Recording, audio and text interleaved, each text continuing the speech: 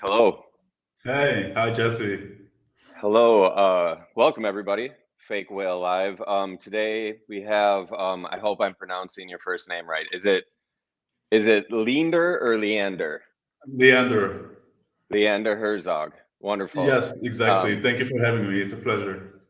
Absolutely. We have a little bit of history that you're one of the first artists I bought from Montez actually. I Yes. bought a clock. It was a clock and I was just fascinated with it that kept actual time. Um, those were early days. I didn't really understand generative art or coded art at all. So to me, that was magic, like, and I remember writing you asking like, how can I like use this clock? I want to like functionally use this clock and shit, so, and I'm still fascinated with it and I still love that piece. So for me, this is awesome to be speaking with you finally. Likewise. You're in Switzerland, is that right? Yes, that's right. About 1 hour Okay, from right on. Zurich in a small town called St. Gallen. Right on. And are you like born and raised there or are I you a was born in transplant? Zurich, and I was raised here basically, and I'm still Okay. here. Right on. Cool. I haven't been, but Switzerland seems beautiful. I'm just looking at your bio like quick here. There was something that I wanted to lead into this whole thing with that I just really liked. This term that was used, and I don't know if you came up with it or what. But where is this here? Ingeniously antagonistic generative classic. Oh, yes. Okay, so like I think I'm gonna say that again. Ingeniously antagonistic generative classic. This is something that you use to describe your work. So like maybe this is a great way to introduce yourself, or like what does that mean and what does it mean about your work? Well, the ingeniously antagonistic was actually something that Golan Levin said, who was like one of the super OGs of digital art and media art. Okay. And he said that in response to a work of mine, which is called Death Star. And it's basically a star that increases its resolution. So it starts with like 3 corners and then becomes like more high resolution and starts like vibing and become like really spiky. And this just goes on until at some point, like either your browser freezes or your computer crashes. So it's basically like an artwork that leads to inevitable crash, and that's why it's called Death Star. Wow. And that's what's antagonistic about it, I guess.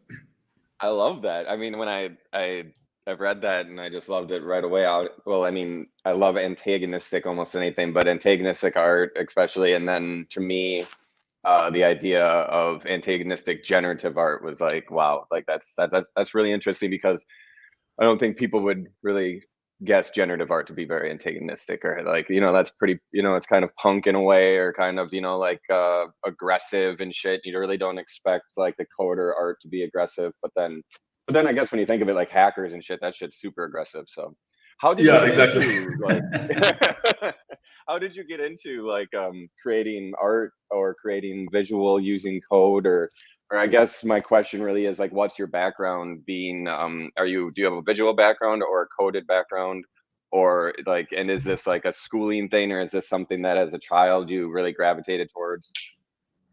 Well, my background originally, I was a graffiti writer. So my background is graffiti writing, has been for like a decade.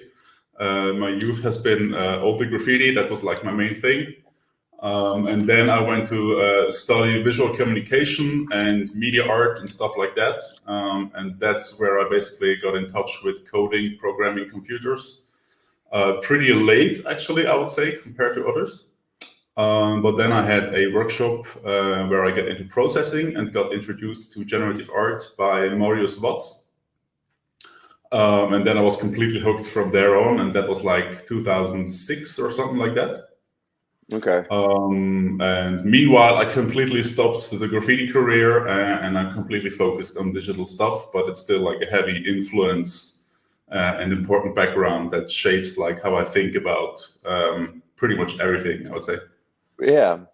Yeah, it's that's super interesting to hear, honestly. Like I love that. Like the graffiti background makes complete sense with this antagonistic, generative classic or whatever you want to, like, whatever that term was. But like, because graffiti is antagonistic as well, so like this is all making a lot of sense to me. I love this transition between graffiti and generative art. I haven't heard of it before. I haven't heard of an artist going from graffiti to generative art. Do you still do any? You said you quit, but like, do you have a hands-on studio practice at all anymore? No, at the moment, no. I Wow. might return to it one day, but at the moment, I'm completely focused on digital stuff.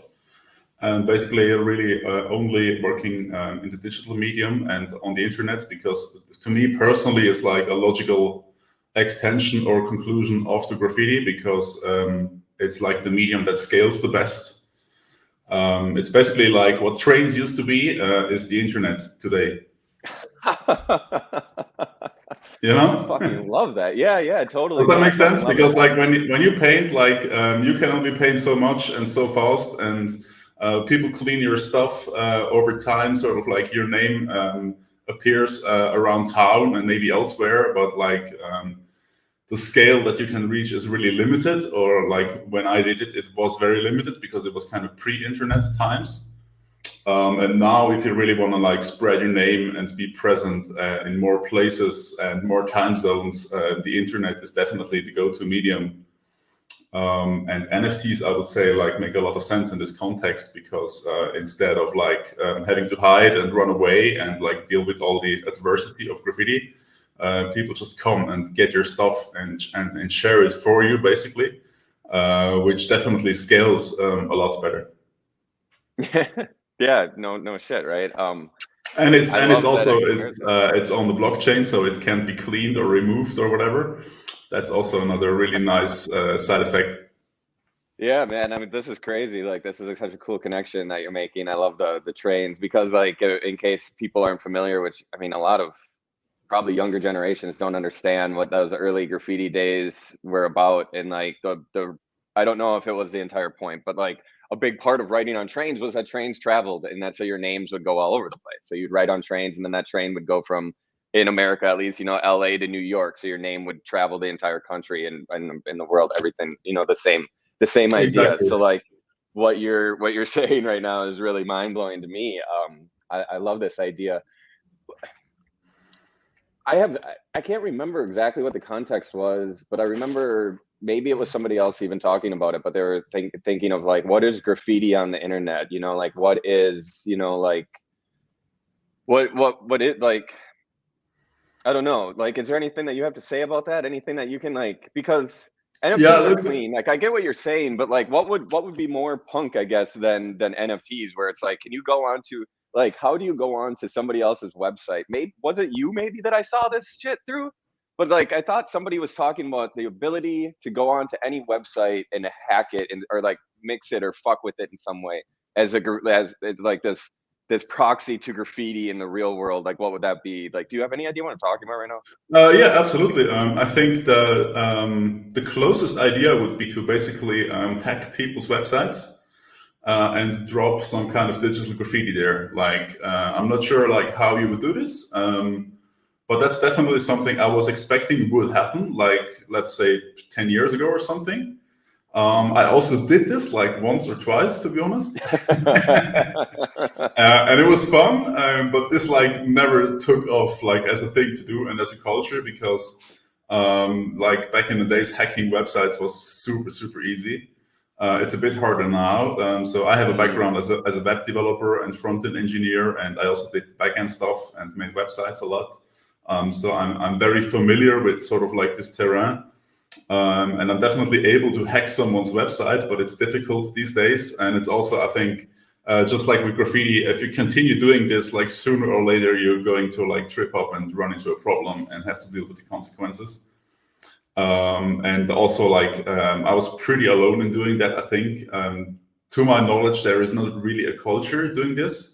There's definitely hackers like defacing websites, but it's more like more destructive and doesn't have like any connection to a graffiti scene or to like spreading your name. It's mostly like a destructive thing in the hacktivism, hacking culture, I would say. I mean, it's definitely it's a cool thing, but it's not as artistic and not as culturally relevant or significant, I would say. Yeah, it's like the people who are doing this, hacking into websites and doing whatever, most of the time what they're doing is like taking it down and putting up some sort of, other page that says like blah, blah, blah, some sort of activist mantra or something, but what we're talking about is like pure aesthetic and like spreading your own name. So like the idea of like going on to, I don't know, a healthcare provider's website one day, and then instead of like, it's their website still there, but like over it is some weird pixelated, just like your name, like crazy. That shit would be dope. Like if we were just like, if you were just surfing the web and every once in a while you came up on somebody's like tag on a website, it'd be super sick. I love this idea of this, yeah, I hope that takes off someday. That'd be really It's actually also something, I tried to make this happen in a commercial way. I worked like for various web agencies over the last 10 years. And tried to basically sell this idea to bigger and smaller clients, like, hey, let's put some cool interactive artwork on your website. Sometimes it worked, mostly it didn't. It's very difficult to explain, and basically like having interactive artistic stuff on someone's website. If brands make the decisions, it's very hard. Like sometimes it works out. I have seen it a couple of times recently, but it was very tough to get it going from a business perspective. Kind of understandable, right? Yeah, of course. I'm gonna switch gears just a little bit. It says here in your bio, or not your bio, but like the rundown that I have here, that your that this Alp collection is one of your most iconic. Would you say that's true of your work? Yeah. Yeah, definitely. I would say so. Yeah. Could you talk a little bit about it? I have here, it's a set of 150 minimalistic abstract Swiss landscapes made with JavaScript. Maybe you could give us a little insight into this. Yeah, are you familiar with the marketplaceobject.com? Absolutely. Yes, there. In the beginning, you could only like mint single tokens, and that's basically what they did right after Hic et Nunc, or like even in parallel.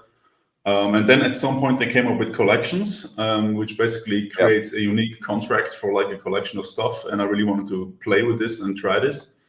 And then I had sort of like the algorithm that creates this Alp piece. And like really my biggest struggle with generative art and the intersection to the whole NFT game was like that usually I write some code and I manually curate the output. So I really struggle with the idea of just generating 100 or 10,000 or whatever the number is of outputs and just throwing it out there without having any artistic control. Because like the way I work, like usually when I write a piece of code, it sometimes does really amazing stuff, but most of the times really not. So I really like need the artistic control and basically curate the output. And Alp was really interesting because I made a piece that generates these landscapes, but I also had like manual inputs, so I could change colors and I would select which ones are good and which ones aren't. And I generated, I think, 150 pieces by hand, like pretty painstakingly over like a couple of days, and minted them like one by one, which was super nice because people would always like buy them within like 1 or 2 minutes. They were always gone because they were also like pretty cheap. And that created a really fun dynamic, I would say, that I really love about like this moment in time in general, and also like collections on object. And it's basically my way to approach the NFT and collection thing without completely giving up control. Yeah, I'm looking at them right now. Very cool. And if you look What? at them, it's, I don't know if it's obvious, but they have like sort of a curated feel, like the color combinations, and also the geometry is usually like, if I would just randomly generate them, they wouldn't be like of that kind of quality. Yeah, I can totally see that. There's like they're way cohesive, you know. Yeah. Um, so me being, somewhat ignorant towards generative art, I did have an interview with uh, Stefano Contiero, if you're familiar with him. Yes. I had an interview with him where we talked about generative art a little bit and everything, but like I still am a little like, how many different variables are going into something like this? Is that even a question that can be asked? Or like what, like I want to, I'm trying to get to the heart of the matter of like the generative art of like, what are the controls, like what parameters are you setting up? Like how much control from the beginning do you have? Because I know there's every generative artist I've talked to, unless they're doing one of these projects on FX Hash or something where it like generates in real time and then just, as they mint, there's a lot of curation involved at the end too. So it's like, I understand at the end you get like, infinite amount of results if you want, right? And then you curate that. But what are you curating in the beginning? Well, basically, you can build systems, and these systems can be as simple or as complex as you like. Like my thing is that I'm really a big fan of making simple, relatively basic algorithms that create like really complex outputs. If there is a bigger contrast between the simplicity of the input and the complexity of the output, that's sort of like what I'm really into. Hmm. But you can basically do what you want. Like some people create really amazingly complex stuff, and then they make a drop and say like, look, I worked on this for 6 months or whatever. And it's basically like a massive masterpiece with like a crazy amount of complexity and layers and inputs and control and artistic vision in it. On the other hand, you can do something really, really simple that is basically just one line of code and run with that. And I'm personally more in favor of like keeping things simple and not over-engineer everything. But that's definitely like just a personal matter of style, I would say. I So if really you, appreciate that though. Like I dig that. Like I'm a minimalist in so many ways as well. And this sounds just kind of like a minimalist approach to this, but like this idea of getting something super complex out of something super simple to me is like almost like a spiritual type quest or something. I'm not trying to put any spirituality on you or anything, but like it's beyond biology. I mean, but it's more of like this, because in mathematics there's always like these, like sacred geometry and these, perfect absolutely, yes. numbers that fractalize forever and stuff like that. And I feel like something like the simplicity of generative art creating something so complex, like you were saying, even the Death Star idea, and then crashing your browser. To me, in that, there's almost like this almost spiritual quest for something, or almost. Does that make any sense at all to you? Like, is there any sort of that in that, like, for you? Yeah, absolutely, 100%. It's always surprising and amazing what the machine can do, which is in the end only like an amplifier for your own inputs. So there's no like AI or whatever that like does something by itself. It's always like just you with the basically the computer as a tool. And amazing stuff can happen. It's very easy and very common to surprise yourself with something that emerges. And like whenever that happens and this emergence basically takes place, it definitely feels like very magic. And it's not like playing God or anything, but there is a spiritual aspect to it, I would say, because it does like every time feel really, really special when something happens that you basically didn't plan for. Because sometimes I have an idea and I execute it like exactly as I had it in mind. But more often than not, I just play with code and basically just mess with some technology, try to push boundaries, see where it goes. And then like amazing stuff can happen that can completely out of nowhere emerge. And that's really very, very special, I think. Yeah, it's funny that you said like whatever you said about the God complex or whatever you said about not trying to play God or whatever, because I was literally thinking that as you were speaking and wondering like, do you ever feel like, like some sort of God being, but like not I mean, for me, it's fun to have these thought experiments and think, like the way that so many of the greatest things that happen in art, and I know you're saying, and like code even, and like happen by these mistakes. So I love to think about some sort of like, I don't know, entity somewhere that just made a mistake, and here we are. Like that's what this is. Like everybody's like, oh, it's so meaningful, and it's like actually, in some other dimension, it's just some dude like was fucking around with code, and now we're here. Like it's almost easy to understand when you put it that way. Like when you Absolutely, and yeah. yeah, it's super funny, and I love this idea of like the simplicity creating complexity. I think that's what drew me to your work at the beginning. Like the specific piece that I got is a clock, like I said, and it runs in your browser and it keeps the time perfectly, and it's aesthetically nice looking as well, but it's super simple, super minimal. It doesn't like do crazy shit. It's just perfect, and it's like utilitarianism like way, and then this other like I love how it says in your that in your like rundown that I have that like the browser is your favorite medium, would like could you explain that just a little bit? Would you say, because not all generative art takes place in the browser or whatever, so I feel like this is kind of a unique take where I've never heard someone say their favorite medium's the browser. Like what does that mean? Well, basically, again, it's like the browser is like the trains of the internet. So Okay. the browser is basically the shortest distance between me and you, I would say, on the internet. And I think, like, these days, like JPEGs and GIFs and MP4s and whatever, it's magic stuff. It's really cool. Someone can make something, you can go look at it, but like the rails for all this is basically still the browser, I would say.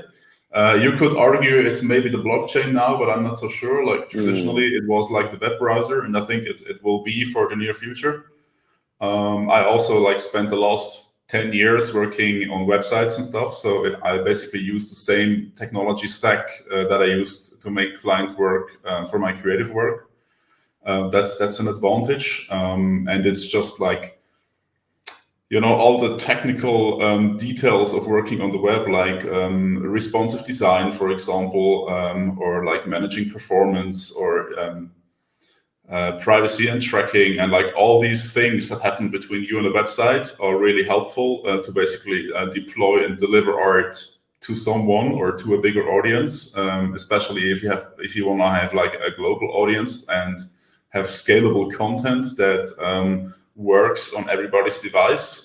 That's basically what browsers do best and what we have browsers for, I think. And there's also the commerce aspect, I would say. Like before NFTs, it was e-commerce and just communication in general, and right now it's NFTs. And I think the commercial aspect of this is also like a central part of how distribution works and how and why people basically share and collect and do work in the first place. Right on.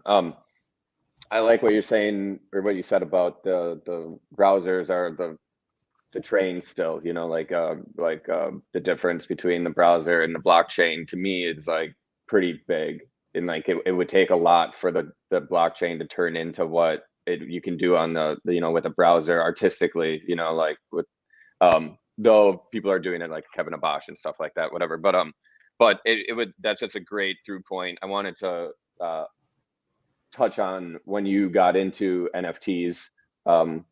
Is it right? Your first mint was on Hen? Yes, that's right. Yeah. Okay.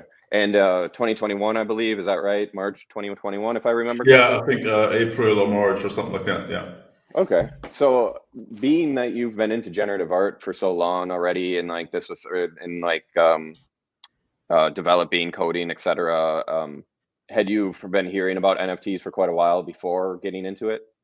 No, actually not, to be honest. Only like a couple of weeks or months before that. Like I know there have been like some OGs who have been doing NFT stuff for like a couple of years already. I had never heard about this. I completely ignored everything related to blockchain. I thought it was like a scam and boring and something for crypto bros. So you weren't fucking with crypto at all or anything? No, not at all. Not at all. Right. And I really only got started because absolutely everyone else did. It was really impossible to sort of like escape the thing, you know. Early last year, it was like everywhere, all over. Like all the artists I follow were into it, basically. Maybe someone wasn't, and I missed that person. I don't know, but basically, I would say 90% of artists I follow were really into it. And the discussion around the basically environmental impact of ETH was really big. People were super angry. There were death threats. Other people were super excited. There was Clubhouse. Everybody was talking about like, is it really a problem? Isn't it a problem? And Mario Klingemann and Joanny Lemercier and people like that really shared the idea of Tezos and Hic-et-Nunc. And so I figured like, okay, basically costs nothing, doesn't hurt anyone. Let's just give it a try. And then it escalated from there pretty quickly, I would say. Yeah, I was just looking at your object page, and you have, you know, many pages, but obviously cross platforms now. But you're still solely on Tez, is that right?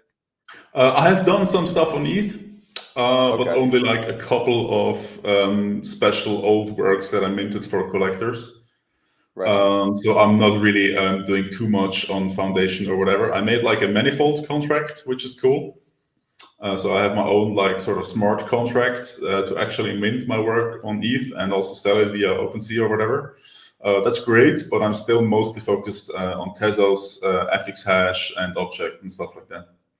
Right on. Do you feel like Tez, like, to me, your work suits Tez mostly more, you know, than ETH? Yeah, would you say so as well? Yeah, I think I definitely agree. I think generative art has a strong position on Tezos right now. Also, I think like Tezos is doing an amazing job with their PR and marketing stuff. I've just been to Art Basel like 2 weeks ago. They were super present there. You could live mint.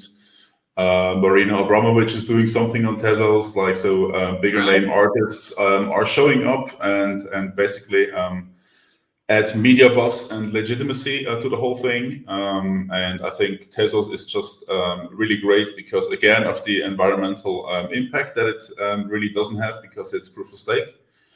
And also because like all the cool people are there, I think. What is Maria Abramovich doing? I hadn't heard about that. She is doing an NFT project with Circa, I think. So they show something on like big public screens and all the work of her that she mints. And she seems to be like really into Web3 and NFTs and is now dropping something on Tezos. Wow, I had no idea. That's pretty big. I mean, that's huge, especially for Tezos too. That's huge for Tezos. Yeah, Yes, exactly. yeah, it's cool. Like Tezos is popping off. They were really awesome earlier this year for Freeze. They had presence, and I was on a panel with them and like Rarible and Tezos and Vertical Crypto Art, and now in London. And next week there's the Proof of People, which is a more Tezos event being put on by Vertical Crypto Art. But you were in Basel. That's really cool. I heard about their presence in Basel last year, Miami, and I think it was Yes. Mario Klingman who had like the where you could like mint something on the spot, some sort of like interactive. Was that present at Basel this year too? Yes, exactly. They did this in Hong Kong and they also did it in Basel. You could basically live mint, you get a QR code, and then like after 10 minutes, they send you a generative NFT from FX Hash, which is really cool, like for free if you're a visitor. Wow. And that's pretty amazing. Most people like absolutely loved it, and it was super easy, like a pretty good user experience. They had a nice booth with some cool works on display. So that's really great. I think really nothing to complain there. And also on ETH, you know, there's like a lot of great art on ETH, obviously. But there's also a lot of shady stuff going on, a lot of scams, a lot of the PFP projects that sometimes have negative press. That for better or worse are like very irritating to some people. And Tezos is sort of like a bit protected from that and like more just art focused, I think, or at least like from my perspective, that's what I see. And that's like basically, I would say almost only positive PR, which is great, of course. Do you always mint editions, or have you done one of ones as well on Tez? I do one of ones. I do editions. Yeah. I try to do a bit of everything. Awesome. Cool. I know that there's well, this is probably not going to air until after, but there's that one of one Tezos, event thing coming up, do you plan on doing anything for that? No, so far I don't. I have lots of Yeah. things going on. I'm actually at the moment I'm more into making editions and making drops on FX Hash than one-on-ones. I have done a one-on-one recently for an auction and exhibition with Vertical Crypto Art in New York. So that was cool. Oh, But I think with Vertical, did you say? yes, For NFT NYC? yes, exactly. No, Right before on. that, Oh, not at NFT NYC. It was something else with basically 6 or 7 other artists. It was called Digital Roots, I think, or something like that. yeah. Okay. Yeah, totally. Yeah. I was Yeah, in and the that LA works. region. But honestly, I prefer to make bigger editions because then more people can have my stuff. Which is Right really on. cool. I have been to Art Basel recently, and I met so many collectors who have like one or even all of my works on FXHash, which is super amazing. I absolutely love this. Again, like the idea of trains and scalability, it completely applies there. So if you do one-on-ones, you maybe like you get more media hype if you get like a big auction or something, but in the end, it's still just one piece. And I Yeah. love the idea of sort of like finally making complete use of the scalability of generative art. Yeah. I mean, your graffiti roots, still showing, like wanting to spread that name, right? Like Yeah, absolutely, absolutely. I But love that. I also really love the idea of selling a lot of stuff for not that much money, so keeping it accessible to like basically friends and family and whoever likes it, which is really cool because if you make like these super expensive one-on-ones, it's not really that scalable, and for most people I know, it's not accessible either. Yeah, yeah. And that's kind of a shame, I think. To me, it's super important that like people I know, fellow artists, can be my collectors. I love when fellow artists collect my stuff, and I also collect their stuff. And this also like only works if prices stay reasonable and editions have sort of like a higher size. Then Absolutely. again, I mean, you could like, argue that, for example, on FX Hash with the generative work, that even if it's one drop with the bigger edition, in the end, every token is unique. So it's kind of a place in between. yeah. Yeah, I know what you're saying. Totally. I mean, and that makes sense. I'm somewhere in the middle. Like, I want to do both, as an artist. Like, I would do the one of ones for, the bigger amounts, but then like the I want a lot of people to be able to have my work. I want my peers. I want I want everybody to be able to have access to my work. And I think it's about finding a balance and a scale of like, how does that work where you're not offending the collectors that are paying a lot of money for these pieces, and while still maintaining the ability to have everybody be able to access your work. And I think there's like within NFTs there's a really like more possibility than ever before for doing that as artists, um, so I'm excited about that technology and everything. And I love Tez for all these reasons. I need to look more into FX Hash. I haven't explored there very much, but it seems like an exciting space, and um, it seems to be gaining traction. Is that right? Would you say about FX Hash? Like it's kind of coming up. Absolutely, it's an absolutely amazing platform. Like really, like I would say the dream of all generative artists come true. It's Oh, basically the really? art. You could say it's the art blocks of Tezos. Yeah, that's exactly what I Um, was gonna say. yeah, it's not exactly the same thing, but sort of like very very similar, and it's really amazing, and it's also a pretty exciting time because people really understand generative art right now, which wasn't the case like a couple of years ago. I would always explain people like, look, I write code to make images. If I run this code, a new image emerges. If I run it again, a different image emerges. Like super amazing, and people would just Yeah. stare at you like, so what? Like, what's the deal? Like, you can make a decision, or like you need a million images, or like, what are you doing? Like, what's the point, really?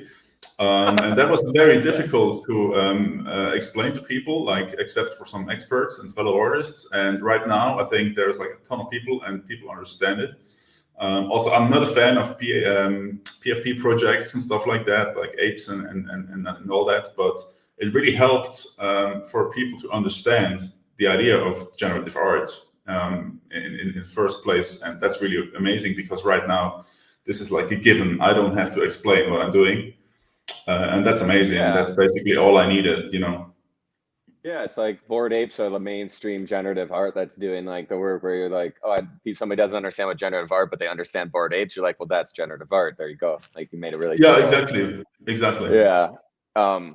So I want to switch gears a little bit from the techie and all this, like talk of coins and whatnot. And I'm curious where your antagonistic background originates, like graffiti, antagonistic, quasi illegal, a lot of time out on the streets, semi-dangerous territories, possibly. I don't know what it's like in Switzerland, but like train yards, places where anything can happen. And now Very true. and transitioning into NFTs and stuff, and still having this antagonistic kind of outlook. And I can tell that you have kind of like strong ethics behind a lot of your beliefs and your whatever. So where does this come from? Where does the antagonistic towards more mainstream and everything, where does this kind of like it doesn't seem really like aggression, but it definitely seems like you want to undermine the system a little bit. Where does that come from? That's very nice to hear. I'm not trying to like be too antagonistic or too punk. I would say it's coming mostly from graffiti, and also I would say in general maybe trying to have like a critical position in a moment where everything happens at once, everything happens super fast. Everyone is making a ton of money and doing a ton of drops, and like really it's kind of hyper speed, basically everything right now, like the world in general, but especially like digital art and NFTs. And I think it's important to be critical of some of that. Definitely not most of it, but definitely some of that, and really reflect like what you want to do, where you want to be, what your position is going to be, how much money you want to make or need to make, and what you maybe want to avoid in the interest of your long-term plans or career interests. I guess it's related to that. And also what's definitely like another aspect is constantly trying to push like the technological boundaries of the medium. Whether that is just browsers in general or WebGL and graphics cards and NFTs, like how much stuff can you put into a browser window? How much stuff can move at once? How much noise can I generate before everything crashes? That's definitely like one creative approach to sort of like learn about the medium and explore like what's even possible in the first place. It's so true. Which might sound like antagonistic, but trust me, I'm not actually evil. I'm not trying to destroy your computer. I'm just trying to sort of like get the maximum amount of emergence and excitement out of your graphics card, which at times might seem slightly evil if it goes wrong and I might crash your browser or something. I fucking love this. Like, it's so great to me. Like, and it's so true. Like, you don't know where the line is until you like walk up to the line, and like you have to then cross the line a little bit to know where that line was. Yeah, otherwise you never know where the line is. Like, you're always just playing on one side, or you're always stuck inside the box. So you always got to like try to cross the line so you know where those lines are. And I love this idea of like browser windows crashing, and you're just like, oh shit, sorry. I was just trying to. It's just so funny.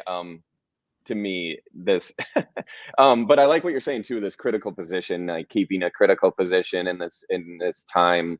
And you really said something that spoke to me about like how much money do you need to make or whatever, like, or how much money do you want versus need, because like I don't think that's ever been something an artist could really even think about, like how much money do I really need right now. Like it's always like I need.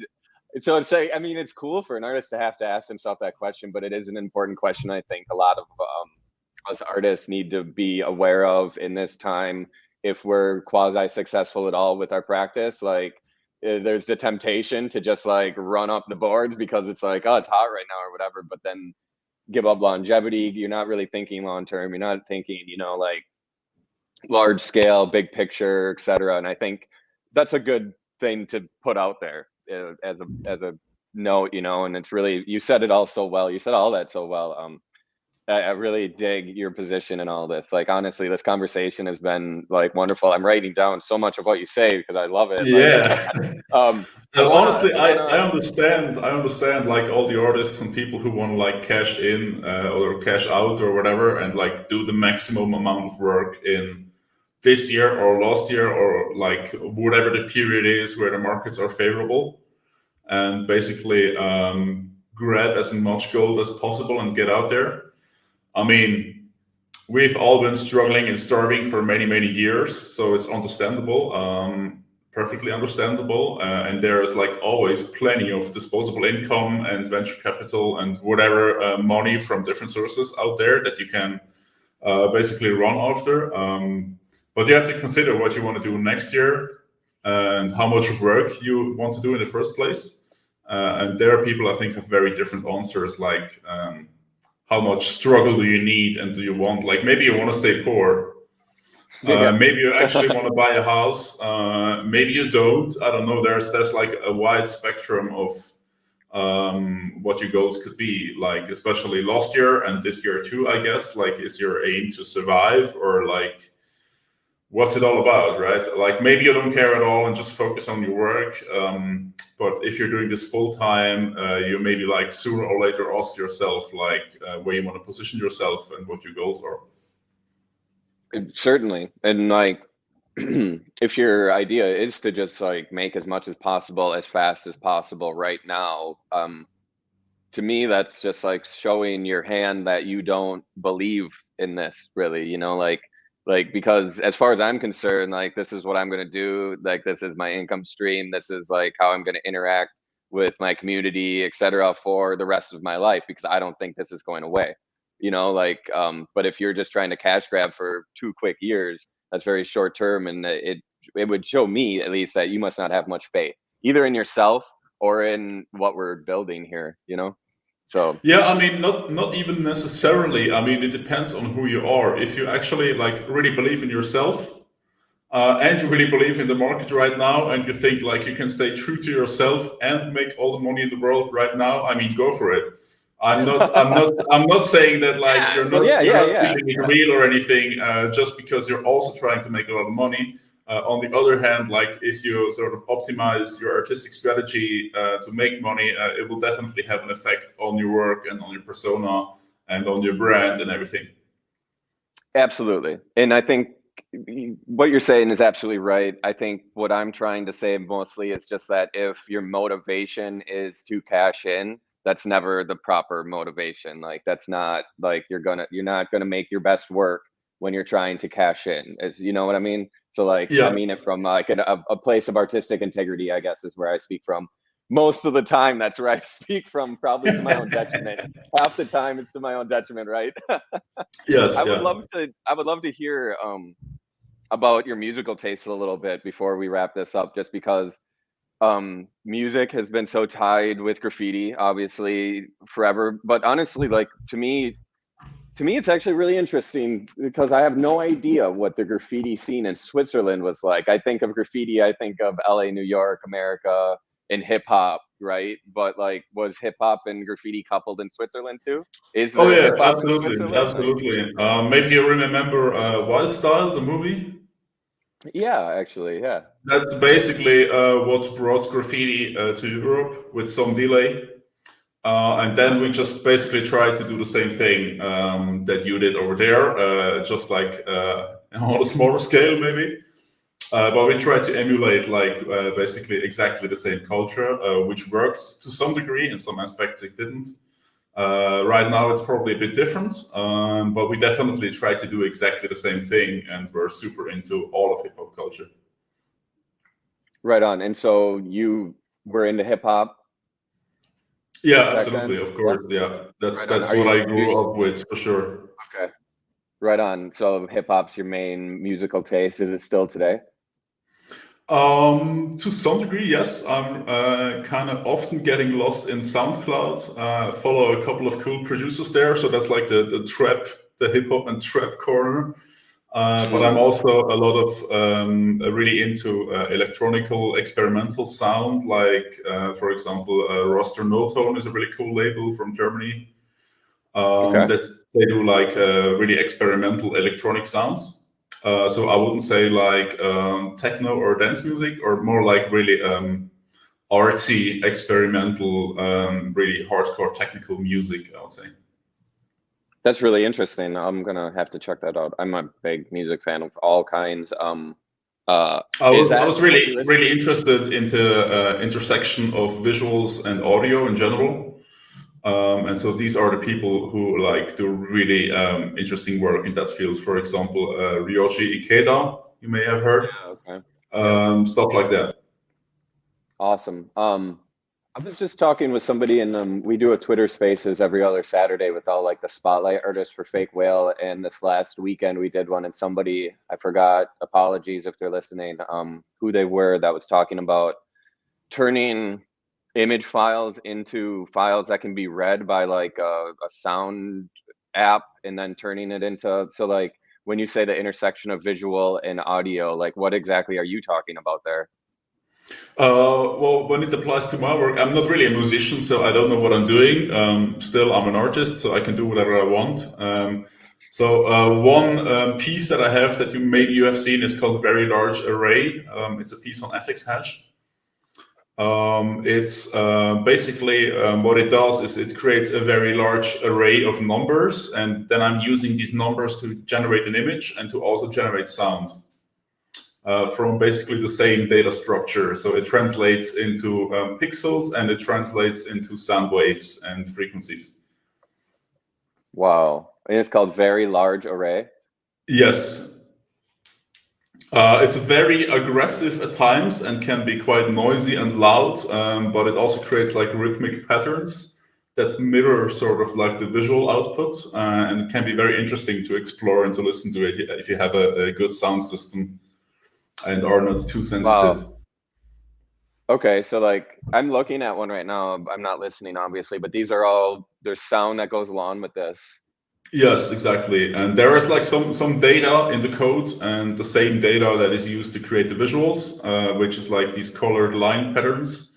The Yeah. exact same data is translated into something you can hear, which I think is just super interesting. And I definitely want Yeah, to do wow. more work in this direction, because we have the option to just like make audiovisual stuff on the internet, and that's super exciting. It's still hard to explain to people that, look, this has sound, you need to listen, you need to take time, and it might be pretty unexpected, depending on your musical tastes, but it's a super interesting area to explore. Yeah, I mean, I'm not a musician or a generative artist, and I want to explore because it's super interesting to me. I'm just going to read this really short description for people. Wow, it's playing another one. These are awesome, man. Um, it says very large array is a generative token by Leander Herzog. It creates one very large array to generate both visuals and audio, made with JavaScript, WebGL, and Web Audio API. So that's just really simply what that is. It creates one very large array to generate both visuals and audio. I love that name too. Very large array. That's really Yeah, good. that's basically what it is. That's another instance of me trying to have like a very simple algorithm that creates this, which results in a very complex visual and audible output.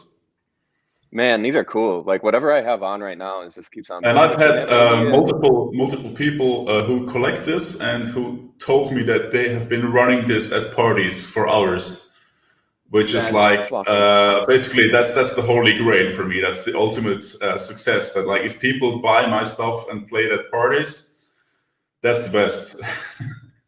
That's so fucking cool, man. I mean, and that reminds me of how like when I bought your clock, I was like, I want to use this clock. Like you're Yeah. making work that's actually usable, like stuff.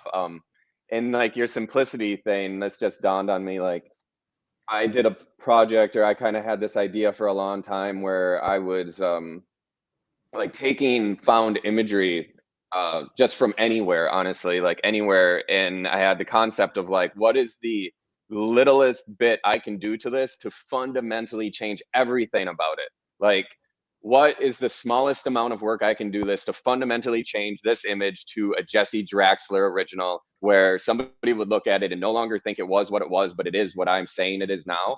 Does That's that mean like I exactly just how put I one think, dot man. on it? Yeah, so like I went through like a year, I think, of that, where everything I saw was just like, what, like, the smallest amount, like, what could I do? Like, how do I change that to become mine? Like, but the smallest amount to change it to make it mine, like it was such a weird thought experiment, but it's that simplicity. There's something about Yeah. simplicity that just seems like godliness, like perfection or something. There's like an OCD to it in a way. But when you work, are you listening to music? Do you like Yes, of course, always, except when the work itself makes music. yeah, right.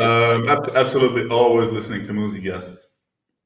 So is it mostly like techno and electronic music, or experimental electronic music like you're talking about? Yeah, definitely. A lot of electronic music. I also have like some friends that make music and are composers and work on generative stuff. So sometimes I listen to their music. I listen to NTS quite a lot. It's a pretty cool radio station. And just NTS, yes. Yes, NTS. And also I have like an account on SoundCloud where I basically make playlists and find stuff, and like Yeah, can go forever. somehow I slide into like like a trap corner where there's like really a lot of like hip hop / trap beats, and I don't know, I kind of was weird at first, but now I like it and kind of got used to it. So I listen a lot,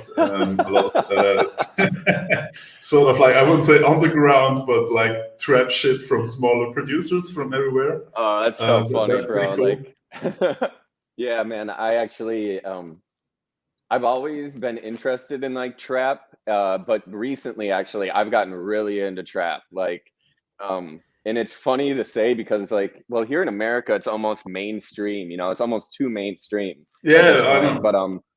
But like early trap music was like really damaged shit. Like it was dark and woozy and there's like this like druggy, dark, underground, kind of wobbly, and it just is mesmerizing. And especially, I mean, I'm a stoner and everything too, so like, man, like once you're in that world, it's hard to get out. It's like, I mean, it's called trap, and like the idea of the trap house is like, once you're in the trap house, you can't get out of the trap house, like caught in trap, bees caught in trap, and all that shit, but really even the music is a trap. Yeah, absolutely. And for me, like I'm a kid who grew up with like hip hop in the '90s, so that's like a very different form of hip hop culture and hip hop music, I would say. So for me, Yeah. it was like a difficult gap to bridge in the beginning, but yeah, I just like had the SoundCloud tab open, and at some point it got me, I would say. I couldn't agree more. I come from hip hop '90s, like Tribe Called Quest, Mos Def. Those, like, that shit was my favorite, and Exactly. Yes. Same. yeah. So trap was hard. Like when I first, like, I was like, oh, this is crap. This isn't real rap. Blah blah blah. However long ago, and now I'm just like, I'm in it. Like I love it. I listen to it every day. Probably, honestly, it just there's something about it. Like it has its own world that nothing else.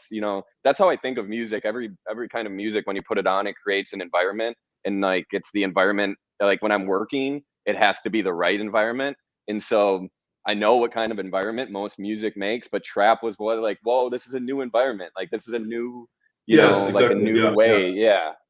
Yeah, so awesome. Well, I think this is a great place to wrap up. It's been a wonderful conversation, honestly, dude. Like this was a good one. I mean, maybe selfishly, but I loved it. Like you're speaking my No, it was language. Like nice. I said, like taking notes this whole time. Big fan of your work. We'll continue to follow. Do you have anything coming up? Like, are you? I know you said you did the Digital Roots in New York. Do you have any events that you're taking part of, online or off? I have something online that I can't speak about, but you'll see it. Okay. I have Any time some. frame for that? I think in the next month, I have some smaller local shows actually, where I show physical pieces, like with some screens and computers, so smaller installations. And I Like in have galleries? yes, and I have Awesome. some FX hash drops coming up, some collaborations that are almost done, and some that are just about to begin. Also, again, like one is really exciting with a composer who makes generative music, and not just like me random noise, but really cool music actually. And I think, yeah, the FX hash is like, just as a platform, so exciting. So that's always like pretty much the most important thing coming up these days, and will be for quite a while, I guess. Right on. I'm gonna definitely deep dive FX hash. You sound really busy. Like it sounds like you like to keep really busy. Yeah. Yeah, I've been really trying to relax and live the good life over here. But recently there have been quite a lot of like interviews and shows and collaborations, and I'm sort of struggling to keep track of everything. But it's really fun. It's really cool. Yeah. I feel you. I'm kind of in the same position. But it is a Let lot me of know fun, if you right? want to do something FX hash. It will be nice to do something together. Really? Yeah. Oh, absolutely. I would say like, okay, cool. Yeah. Like, because I would love to experiment with FX hash. I'm going to dive in and then I'm going to hit you up. Because honestly, of like all the generative artists and all the people doing like anything similar to what you're doing, like you're definitely the guy that I would love to collaborate with. So wow, awesome. What a morning for me. I mean, you have tons of really cool work and material and interesting approaches. So I can definitely help you with anything that you might be missing to make an FX hash drop happen. Yeah, I think we could figure something out because once I get like kind of the equation going in my mind of like, okay, what, like how does this work? What are the things? Okay, oh, okay, I see how I can work with this. That's kind of how I am. So yeah, man, let's talk. That would be awesome. Well, this has Nice. been, like I said, a true pleasure. People can find you on Twitter at what is your hand? Lenny JPEG. Well, yeah, and it doesn't matter because this airs on fucking Twitter, and they can just click on it above. So everybody Nice. follow Lenny JPEG. This has been a wonderful interview. Thank you, man. Peace out, everybody.